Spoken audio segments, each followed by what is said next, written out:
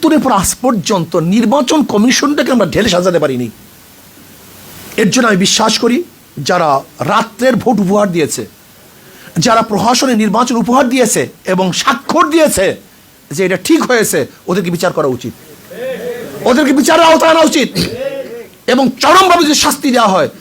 আমি তো তখন বলেছিলাম ওই নুরুল হুদা কমিশনকে, জানি না তোমার বিচার করতে পারবো কি পারবো না, কিন্তু তুমি মারা যাওয়ার পরে তোমার কবরের মধ্যে পিছা ঝুলাইয়া রাখবো, যদি বিচার করতে না পারি ঝাড়ু ঝুলাইয়া রাখবো, যেন গোটা দুনিয়া জানে যে অবৈধ নির্বাচনে উপহার দেওয়ার এই কারিগর হলে প্রথম নুরুল হুদা কমিশন।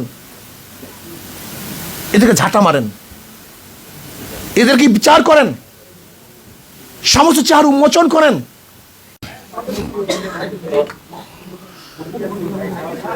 আসসালামু আলাইকুম ওয়া রাহমাতুল্লাহি ওয়া বারাকাতুহু।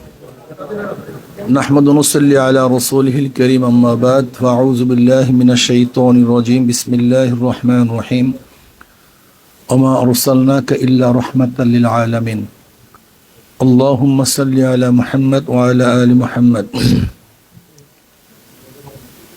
আজকে আলোচক বৃন্দ অনেক দামি দামি কথা বলেছেন, যেহেতু সবাই তো দামি, অনেক গবেষক। আমি দেখছি এই গবেষকদের মধ্যে মনে হয় আমি ছোট গবেষক, আমার চেয়ে সবাই বড়। আসলে আগামী বাংলাদেশ কেমন হবে, বিগত বাংলাদেশ কেমন ছিল, এর উপরে ডিপেন্ডেড। আমরা কেন আন্দোলন করেছিলাম ৭১-এ আমরা সবাই জানি, সাম্য, মানবিক মর্যাদা, সামাজিক ন্যায় বিচার প্রতিষ্ঠিত করার জন্য। কিন্তু হয়েছে? হয় নাই। বিগত সরকারগুলি যারাই যখন সরকারে ছিল এই জাতির আশা এবং আকাঙ্ক্ষাকে পূরণ করতে পারে নাই।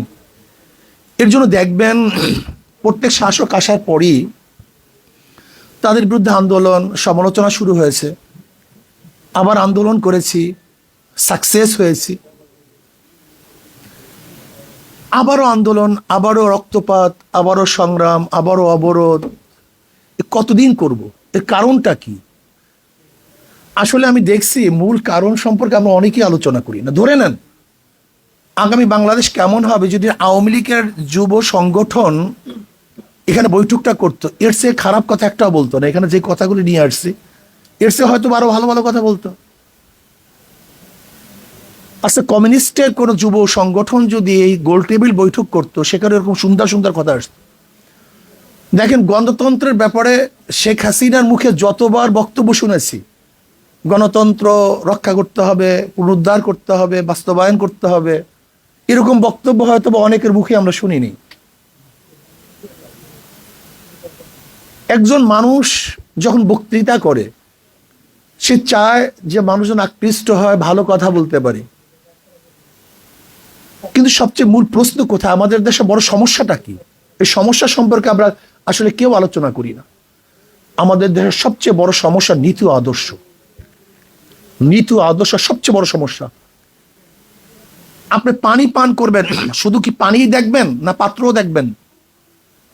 যদি আপনি পানি স্বচ্ছ কিন্তু পাত্র বিষযুক্ত, তাহলে আপনি কি স্বচ্ছ পানি পান করতে পারবেন? পানিরও প্রয়োজন, পাত্রেরও প্রয়োজন।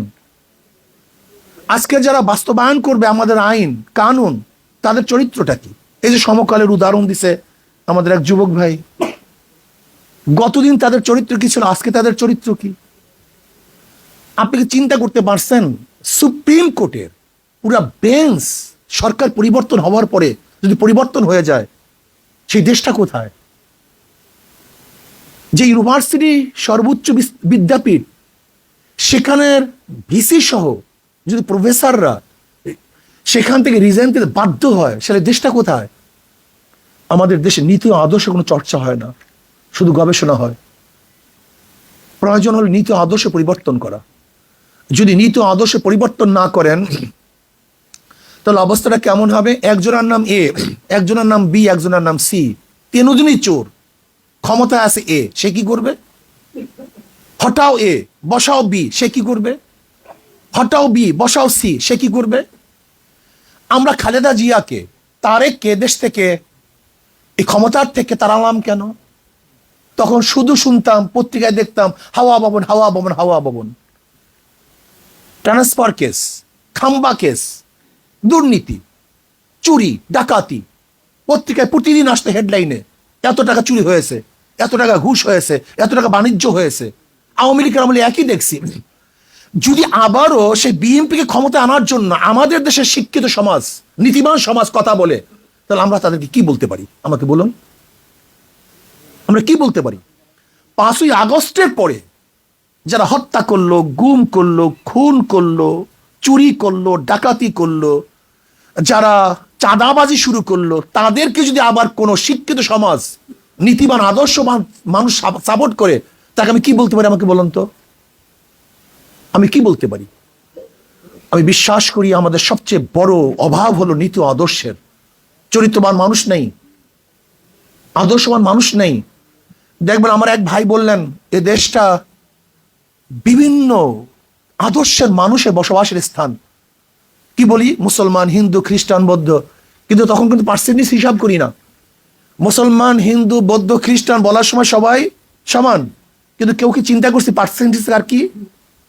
এই চিন্তা কার মধ্যে আসে নাই? এখানে বিশাল একটা শুভঙ্করের ফাঁকি। আমরা যখনই দেশকে গড়তে যাই তখন একই সাথে সবার নাম উল্লেখ করি, কিন্তু এখানে যে 92% মুসলমানদের দেশ, এই মুসলমানদের চিন্তাটা তখন মাথা থেকে চলে যায়। তখন সবাইকে নিয়ে দেশ গড়ার চিন্তা করি, আর যখনই দেশ গড়ার চিন্তা করি তখন 92% মুসলমানদের নীতি ও আদর্শ চরিত্রের খেলাফ সমস্ত সংবিধান করা, আইন রচনা করার চেষ্টা করি। যেমন ধরে নেন ট্রান্সজেন্ডার, এটিকে মুসলমানরা মানে, আমাদের উপর চাপিয়ে দেওয়া হয়েছে। এর জন্য আমি প্রধান উপদেষ্টার সাথে যখন সাক্ষাৎ করেছিলাম, আমি তাকে অনুরোধ করেছি পাশ্চাত্যদের কোন সংস্কৃতি যেন আমাদের উপর চাপিয়ে দেওয়া না হয়, চাপিয়ে দেওয়া না হয়। আজকে কোন খাতের কথা বলবেন, কোন সেকশনের কথা বলবেন, সব জায়গায় তো দুর্নীতি, সবাই তো দুর্নীতিবাজ। শিক্ষকরা দুর্নীতিবাজ, বিচারকরা দুর্নীতিবাজ, প্রশাসকরা দুর্নীতিবাজ, অর্থনীতিবিদরা দুর্নীতিবাজ, যারা ব্যবসায়ী তারা দুর্নীতিবাজ। আপনি কোন জায়গায় ঔষধ লাগাবেন আমাকে বলুন তো? ঔষধটা দিবেন কোন জায়গায়? আজকে আমাদের গভর্নর, বর্তমান গভর্নর বললেন গোটা দুনিয়ার মধ্যে ব্যাংক লুটপাট করার এই ইতিহাস আর কেউ কোনোদিন দেখেনি। কিভাবে করছে? আমি সেদিন শুনলাম এক ব্যাংকের ডাইরেক্টর থেকে যে সালম কোম্পানি এক ব্যাংকের থেকে 200 কোটি টাকা ঋণ নিয়েছে, আর এক ব্যাংকে দিছে, সেখান থেকে 500 কোটি টাকা ঋণ নিয়েছে। মানি গেম, সরকারের সামনে সবাই দেখছে, কেউ কিছু বলে নাই, কোনো সাংবাদিক বলে নাই, কেউ কোনো কথা বলে নাই। সবাই ক্ষমতার পাগল, নীতি আদর্শ পাগল কেউ না। আমরা বিশ্বাস করি মাদার গাছ লাগিয়ে আমের আশা করা যায় না। চরিত্রহীন, ডাকাত, বদমাশ এবং নীতিভ্রষ্ট মানুষের মাধ্যমে এ দেশ চালালে কোনোদিন দেশ শান্তি হবে না। আবার আন্দোলন করতে হবে, গোল টেবিল বৈঠক করতে হবে। স্পষ্ট কথা। আপনি ভাবতেছেন যে হিন্দুদের কি হবে ইসলাম আসলে? এখানে বিশাল একটা দর্শনের ভুল।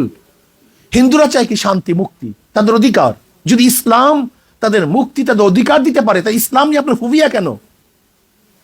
নিগৃহীরা কি চায়? তাদের শান্তি, তাদের অধিকার। যদি ইসলাম তাদের অধিকার প্রতিষ্ঠা করতে পারে, তাহলে ইসলামের নাম শুনলে আপনার ফুবিয়া কেন? যদি বৌদ্ধদের অধিকার ইসলামের মধ্যে থাকে, আপনি দেখেন সেকুলারের নিয়ে আলোচনা করলে আমাদের মধ্যে কোনো ফুবিয়া নাই, কমিউনিজম নিয়ে আলোচনা করলে কোনো ফুবিয়া নাই, ডেমোক্রেসি নিয়ে আলোচনা করলে ফুবিয়া নাই, কিন্তু ইসলামের কথা বললে ইসলাম মানিটা কি? তার মানিটা কি? যে ইসলাম সমস্ত জাতি, সমস্ত ধর্মের, সমস্ত ব্যক্তির অধিকারকে প্রতিষ্ঠিত করতে পারে, ইসলামী আইন করলে সমস্যা কোথায়? আমাকে দেখান যে ইসলাম আসলে অমুক জায়গায় সংঘর্ষ হবে, সেটা আমাকে দেখান। যদি আমি মনে করি ইসলাম আসলে সবার অধিকার প্রতিষ্ঠিত হবে, তাহলে একটা আইন এবং নীতি অনুযায়ী আমরা চলি, সমস্যা কোথায়? দেখেন ইসলামের মধ্যে যেমন হিন্দুদের অধিকার দেয়া আছে, একটা কুলি, মজদুর, ঋষি, কামার, মুচির অধিকার দেয়া আছে। আপনি দেখেন পশুর অধিকার দেয়া আছে। আমি স্পষ্ট ভাষায় বলতে চাই, বলার চেষ্টা করব, জানি না সময় তো একেবারে সংক্ষিপ্ত। হযরত ওমর ইবনে খাত্তাব রাদিয়াল্লাহু তাআলা জমানাতে দেখেন তো, আবু বকর সিদ্দিকের জমানাতে দেখেন তো, আবু বকর সিদ্দিক রাদিয়াল্লাহু তাআলার স্ত্রী বলতেছে আমার একটা মিষ্টি খাইতে মনে চায়, সেই টাকা তো নাই, ঠিক আছে ব্যবস্থা করতেছি। একটা উদাহরণ শোনেন, তারপর দেশ নির্মাণ করার চেষ্টা করি আমরা। বিনির্মাণ তো করবো, কিন্তু ভিত্তিটা কি? আবু বকর সিদ্দিক রাদিয়াল্লাহু তাআলার স্ত্রী তার ভাতার থেকে মোটামুটি কিছু কিছু জোগাতে জোগাতে কিছু টাকা জমা করছেন। এবার হাতে দিয়েছেন আবু বকর সিদ্দিক রাদিয়াল্লাহু তাআলার কাছে যে আপনি মিষ্টি কিনে নিয়ে আসেন। তুমি টাকা পেলা কোথায়? আপনার যে ভাতা, সেই ভাতার থেকে কিছু কিছু আমি সংগ্রহ করে। তা তো অতিরিক্ত হয়ে গেছে, আমার ভাতা এত নেওয়া ঠিক না। শুধু মিষ্টি আনলেনই না, বরং সেই টাকাগুলি বাইতুল মালে ফেরত দিয়ে আসলেন। এর নাম ইসলাম, এর নাম নীতি আদর্শ। আজকে দেখবেন আমাদের বাংলাদেশ, আমরা বলি গরিব গরিব গরিব গরিব, অথচ আমাদের ডিসিদের কত খরচ হয় দেখেন। দেখুন ডিসির পিছনে বাংলাদেশ কত টাকা খরচ করে, একজন এসপির পিছনে বাংলাদেশ কত টাকা খরচ করে, একজন সচিবের পিছনে কত টাকা খরচ করে। আমাকে বলুন, যে বাংলাদেশ আমরা বলি গরিব রাষ্ট্র, সেই রাষ্ট্রের একজন আমলা কর্মচারী যদি হাইফাই গাড়িতে চলে, তাহলে অবস্থাটা কি হবে আমাকে বলুন তো? ওরাই তো চোর, ওরাই তো ডাকাত, ওদেরকে আমরা সেই মানে নিয়ে এসছি। আপনি জানেন যশোরের বাংলুরের অবস্থা দেখেন, যশোরের ডিসির যে বাংলুরটা আছে সেখানে কত একর জমি আছে জানেন আপনি? কত একর জমি সেখানে, একটা মনে হয় কান্ট্রি, একটা রাজত্ব। সে মানুষ মনে করে না, এই অফিসার, এই গার্ড, এই সেই, সে মনে করে মানুষ না। এর জন্য আমি প্রধান উপদেষ্টার কাছে লঙ্গি পরে গিয়েছিলাম। কেন? এই সংস্কৃতি পরিবর্তন করুন, যে ভাব ভূপ পরিবর্তন করুন। আমরা গাড়ি দেখলেই মনে হয় যেন এইটা হয়ে গেছি, পোশাক দেখলেই মনে হয় এটা হয়ে গেছি। পোশাক বাদ দেন, আল্লামা রুমি বলছিল আমি হাজারো পোশাক দেখেছি যার মধ্যে মানুষ নেই, আর হাজারো মানুষ দেখেছি যার মধ্যে পোশাক নেই।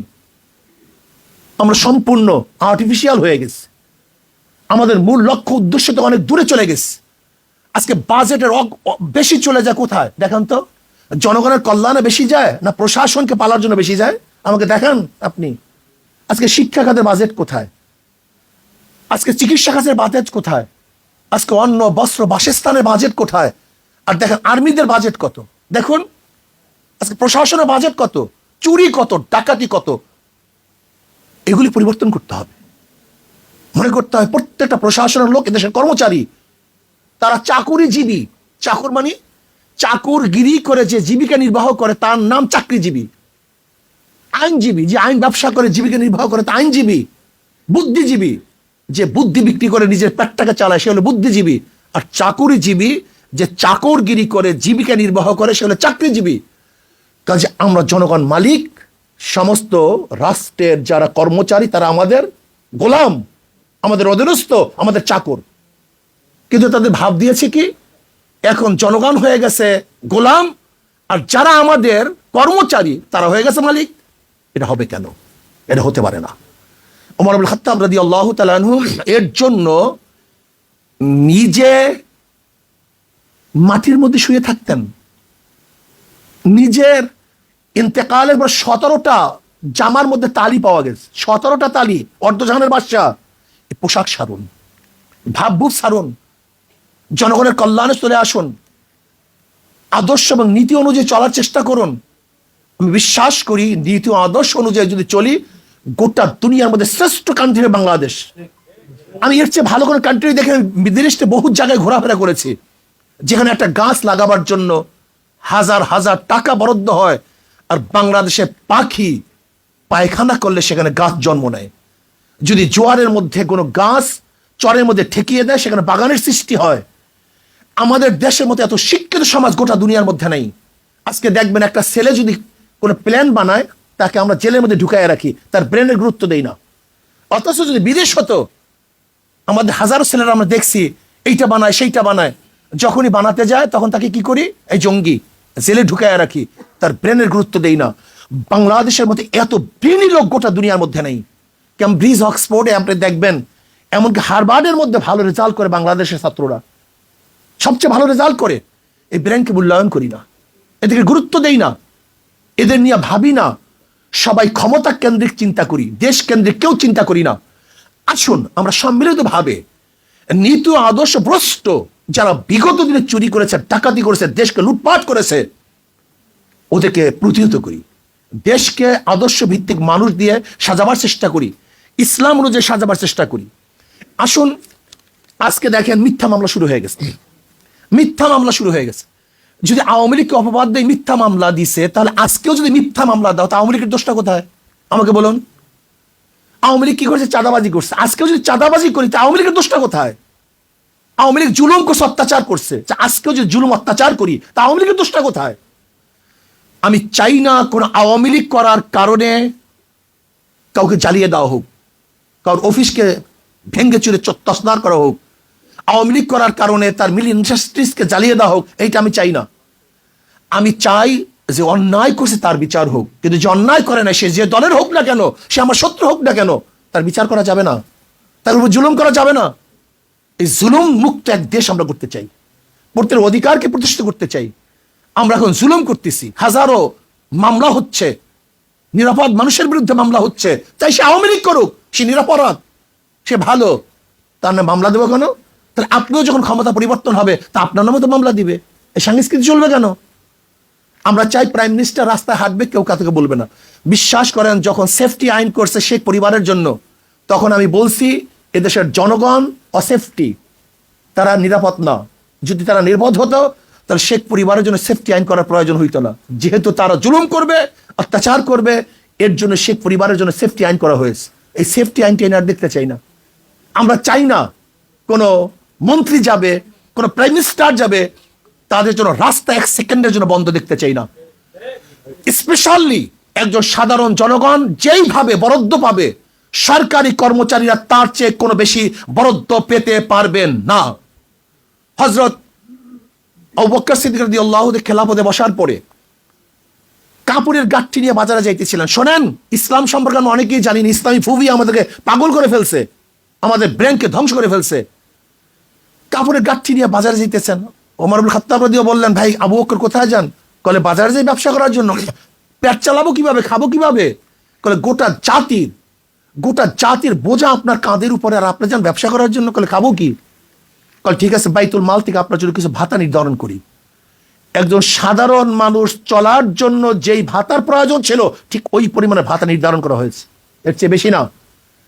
শুধু কি তাই, আবু বকর সিদ্দিক রাদিয়াল্লাহু ইন্তেকালের পূর্ব মুহূর্তে যেই পরিমাণে ভাতা রাষ্ট্রের থেকে নিয়েছিলেন, সমস্ত ভাতা আবার ফেরত দিয়েছিলেন।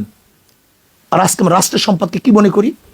আজকে বাতি জ্বালাই, গিয়া দেখেন বড় বড় অফিসারদের রুমের মধ্যে 24 ঘন্টা এসি চলতে থাকে।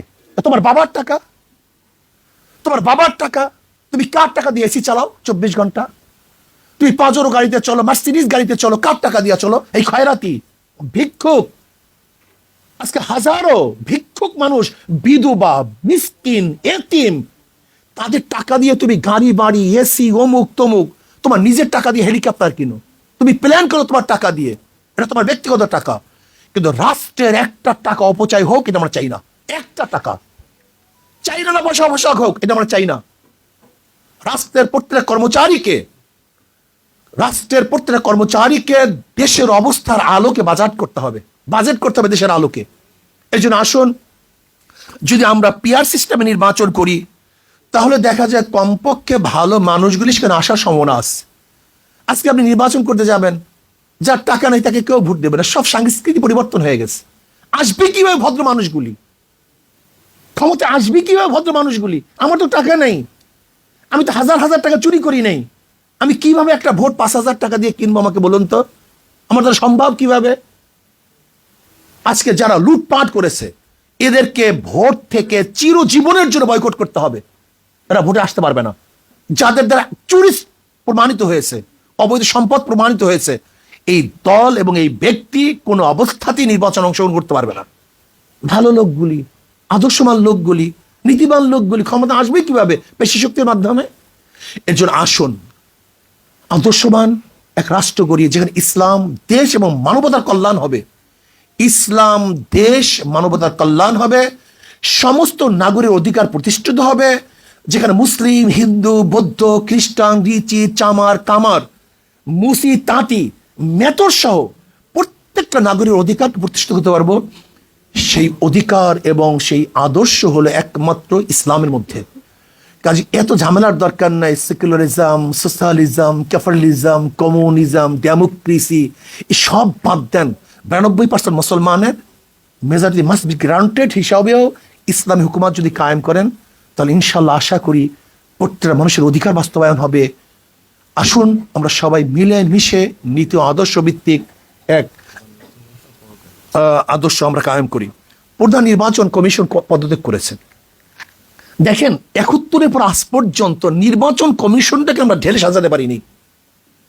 এর জন্য আমি বিশ্বাস করি যারা রাত্রের ভোট উপহার দিয়েছে, যারা প্রহসনের নির্বাচন উপহার দিয়েছে এবং স্বাক্ষর দিয়েছে যে এটা ঠিক হয়েছে, ওদেরকে বিচার করা উচিত, ওদেরকে বিচারের আওতায় আনা উচিত এবং চরমভাবে যদি শাস্তি দেওয়া হয়। আমি তো তখন বলেছিলাম ওই নুরুল হুদা কমিশনকে, জানি না তোমার বিচার করতে পারবো কি পারবো না, কিন্তু তুমি মারা যাওয়ার পরে তোমার কবরের মধ্যে পিসা ঝুলাইয়া রাখবো, যদি বিচার করতে না পারি ঝাড়ু ঝুলাইয়া রাখবো, যেন গোটা দুনিয়া জানে যে অবৈধ নির্বাচনে উপহার দেওয়ার এই কারিগর হলে প্রথম নুরুল হুদা কমিশন। এদেরকে ঝাঁটা মারেন, এদেরকে বিচার করেন, সমস্ত চেহারা উন্মোচন করেন। এই কোর্ট টাইর মধ্যে যে সমস্ত চেহারাগুলি আছে এগুলো উন্মোচন করেন। এগুলো চোর, এগুলো ডাকাত, এগুলো বদমাশ, এগুলো খুনি, এগুলো ধর্ষক, এগুলো মদখোর, এগুলো চরিত্রের অবস্থা থেকে রাত্রে কি করে ক্লাবে গিয়ে আমরা কি দেখি এদের অবস্থা। এই নির্বাচন কমিশন পদত্যাগ করছে, এদের বিচারের আওতায় আনতে হবে, এদেরকে বিচার করতে হবে এবং যারা দুর্নীতির সাথে সম্পৃক্ত এদেরকে বিচার করতে হবে। কিন্তু যারা দুর্নীতিবাজ নয়, শুধু দল করার কারণে, সে আওয়ামী লীগ করুক না কেন, যে দলই করুক না কেন, যেন তাকে কোনো অবস্থাতেই জুলুম না করা হয়, অত্যাচার বিচার না করা হয়। আল্লাহ পাক আমাদের সবাইকে সম্মিলিতভাবে আগামী দেশ নির্মাণে আদর্শভিত্তিক, নীতিভিত্তিক, চরিত্রভিত্তিক এক সমাজ গঠন করার তৌফিক দান করেন।